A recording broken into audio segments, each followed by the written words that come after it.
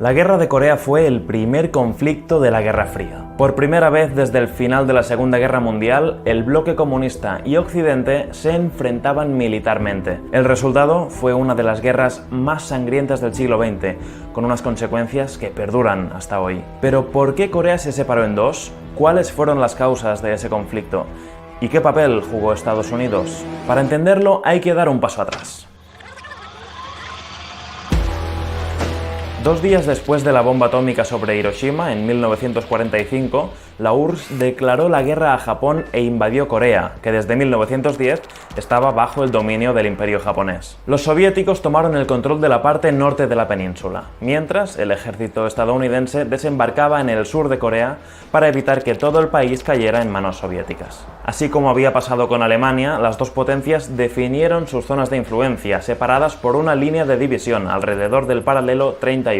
En 1948, sin embargo, esas dos zonas se convirtieron en territorios gobernados de forma independiente. En el sur se constituyó la primera República de Corea, que quedó bajo la órbita de Estados Unidos. Su presidente era Syngman Rhee, un político conservador y nacionalista. En el norte, en cambio, nació la República Popular Democrática de Corea, de orientación comunista y liderada por Kim Il-sung. Cada uno de estos dos estados reclamaba soberanía sobre toda Corea, y la tensión fue escalando. El 25 de junio de 1950, las tropas de Corea del Norte cruzaron el paralelo 38 e invadieron el sur de la península. Con el apoyo de Stalin, el ataque de Kim Il-sung tomó por sorpresa a la comunidad internacional y a Corea del Sur, que tuvo que replegar sus fuerzas militares. Pero entonces Estados Unidos decidió intervenir.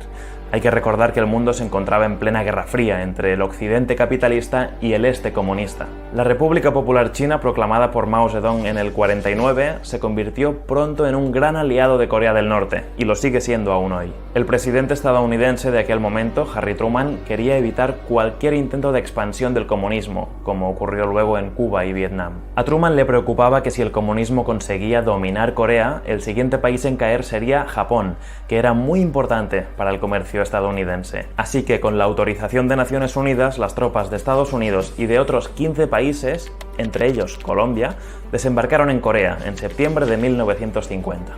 A base de bombardeos aéreos intensivos, los estadounidenses arrasaron ciudades norcoreanas enteras, pero las fuerzas norcoreanas de Kim Il-sung, con el apoyo de Stalin y de Mao, se defendieron y contraatacaron a lo largo de los 3 años que duró el conflicto.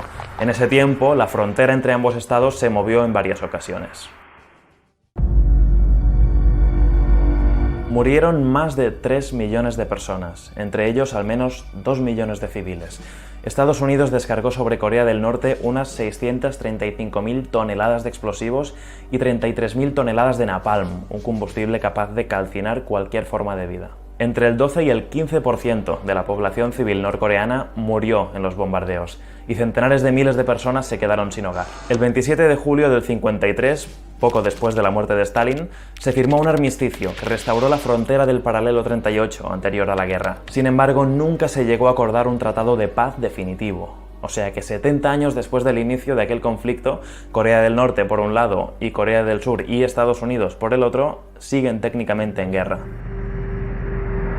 Una vez terminado el conflicto en el 53, la situación fue distinta en ambas Coreas. En el sur, Syngman Rhee gobernó de forma autoritaria hasta 1960. En los años siguientes se alternaron gobiernos democráticos y regímenes militares, hasta que a finales de los 80 se consolidó la democracia. En el norte, Kim Il-sung instauró un régimen totalitario y gobernó hasta su muerte. Le sucedió su hijo, Kim Jong-il, y después de su muerte, su nieto, el actual presidente Kim Jong-un. La dinastía Kim impuso un sistema basado en la filosofía Juche, es decir, un régimen comunista adaptado a la cultura coreana, con un ejército enorme y una economía que no contempla la propiedad privada. Pero este sistema entró en profunda crisis después de la caída de la Unión Soviética. En los años siguientes, su aislamiento, una tremenda hambruna y las sanciones internacionales por su programa nuclear empeoraron la situación del país. Corea del Sur, en cambio, impulsó su economía a partir de los años 80 y la orientó hacia la producción industrial y tecnológica, y así se convirtió en uno de los llamados tigres asiáticos, junto con Singapur, Taiwán y Hong Kong.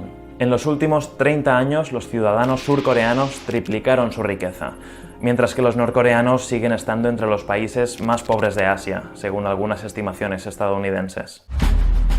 Las relaciones entre las dos Coreas han sido tensas durante años. Desde finales de los 90 hubo intentos de acercamiento y de cooperación sin mucho éxito. Tampoco han dado resultado los numerosos encuentros internacionales para disuadir a Corea del Norte de su programa nuclear a cambio de ayuda económica. El país liderado por Kim Jong-un mantiene vivo aún hoy día el recuerdo de los ataques aéreos estadounidenses durante la guerra para justificar la necesidad de desarrollar un arsenal nuclear. La comunidad internacional, en cambio, teme que esas armas en manos de un régimen no democrático como el norcoreano sean una amenaza global. En abril de 2018, los presidentes de las dos Coreas, Kim Jong-un y Moon Jae-in, firmaron un acuerdo para transformar el armisticio del 53 en un tratado de paz con la cooperación de Estados Unidos y de China. Pero en la práctica no ha tenido efectos palpables hasta el momento. 70 años después del comienzo de la Guerra de Corea, centenares de miles de familias coreanas aún viven separadas por el paralelo 38.